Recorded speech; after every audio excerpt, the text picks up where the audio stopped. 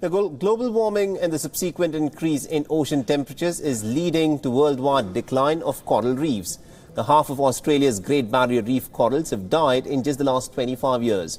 And scientists warn that climate change is actually irreversibly destroying the underwater ecosystem. A study published in Proceedings of the Royal Society Journal found an alarming rate of decline. Now, across all sizes of corals in the Great Barrier Reef, since the mid-1990s. The largest species are in fact the worst affected.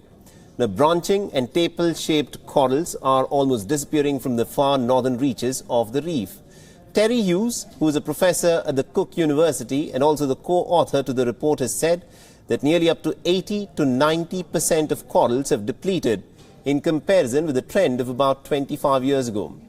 Now, Hughes has said that the loss of the three big dimensional corals will bring changes in the broader ecosystem. Till last year, the 2,300-kilometer long reef annually had brought in about $4 billion into the Australian economy as revenue brought in by tourism. Now, aside from this, it also holds an inestimable natural, scientific and environment value.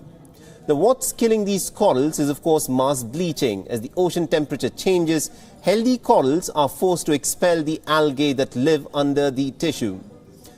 Now, the forced expulsion drains them of their vibrant colors, and the process is called bleaching. Mass bleaching in the reef was first witnessed in 1998. It was then the hottest year on record. Unfortunately, temperatures have continued to soar since then, increasing the frequency of bleaching events, shrinking the reef and also making it harder for it to recover. The back-to-back mass bleaching events in 2016 and then again in 2017 have prompted the Australian government to downgrade the long-term outlook for the world's largest living organism to very poor. The bleaching earlier this year had caused great damage to the Great Barrier Reef's southern region. Professor Hughes said that this was the most extensive bleaching event, a third record in the last 5 years. The reef is in fact at risk of losing its coveted World Heritage status because of ocean warming fueled by climate change, which is damaging its health.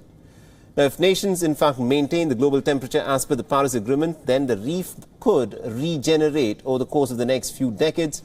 But if the average temperature continues to rise by as little as 3 to perhaps 4 degrees Celsius, then the chances of rebuilding have to be forgotten, according to Professor Hughes. Co-presented by Skoda.